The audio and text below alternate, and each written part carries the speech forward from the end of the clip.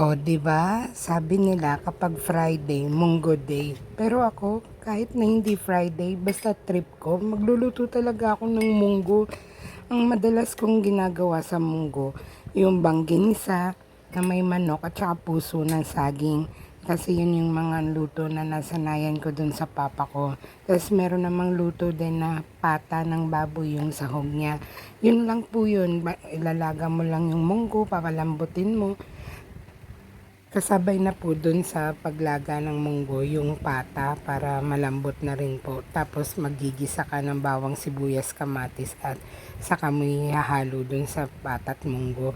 Pero ito pong usual kasi na ginagawa sa munggo, 'di ba? Ginisa po na may baboy, tapos may ampalaya, talong, 'di ba po mga ganyan na gulay at dahon ng ampalaya. Pero nga po yung anak ko kasi ayaw po ng may dahon ng ampalaya, kahit nga yung bunga na yun ayaw niya dahil napapaitan nga po siya. Syempre bata po nga, 'di ba? Kahit nga po yung matatanda ayaw din, 'di ba, yung iba.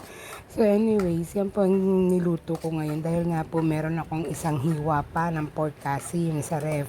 Tapos dinagdagan ko lang din ng isa pang maliit para medyo may sahog naman na makita dun sa munggo dahil sabi ko nga itatabi ko yung 100 na budget ko para pang order ko ng mineral water namin. So, ayun po.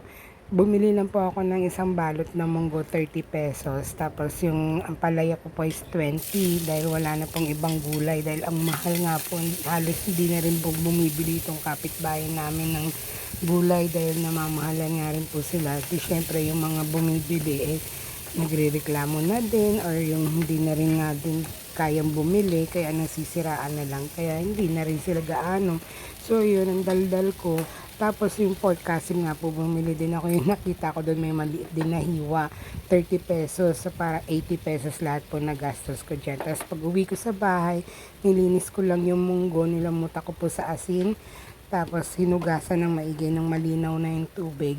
Saka ko po isinalang, pinalambot kasama ng pork kasim. Tapos nung lumambot na, hiniwa ko lang po, in-slice ko lang po into bite size. Tapos nanghingi ako ng malunggay dun sa kapitbahay namin kina Ate Doris kasi wala yung asawa ko eh. Kung naandito yun, siya utusan kong manghingi ng malunggay dun sa may terminal nila. Eh ngayon po ay nakapila yung asawa ko dun sa pagkakakitaan. Siyempre sayang din po yun, pang-renew po ng kanyang lisensya. Ngayon po sa birthday niya po ba, August 27. Magkasunod yan sila mag-amay. Tapos ayun, hinimay ko na yung malunggay, nahiwa ko na din yung ampalaya, binabad ko din yung sa tubig yung ampalaya para hindi nga din siya ganun ka bumait. Pero alam niyo po ba ang technique sa pagbili ng ampalaya? Piliin niyo po yung malalaking gulugod. Yung parang bukol-bukol niya para yun po daw ang sinasabi nila na hindi mapait. Tapos wag mong iisipin na mapait pag nagluluto ka. Tapos ayun, bawang sibuyas, kamatis lang po nilagay ko. Patis, paminta, betchin na hindi ko na naman na-on. Tapos asin.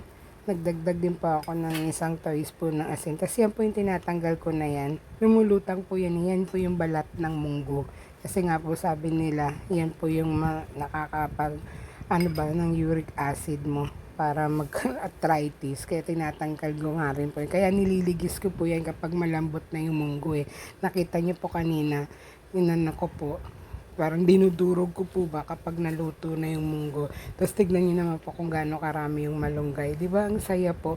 Kasi gamot din po yan eh. Sabi nila sa diabetes. So di ba masustansya na may kasama pang gamot para iwas-iwas din. Kasi lahi din po namin. Mahirap na. Kaya talagang kailangan po ang palaya, munggo, malunggay, baboy, masolve na yung isang araw namin kahit walang partner. Thank you!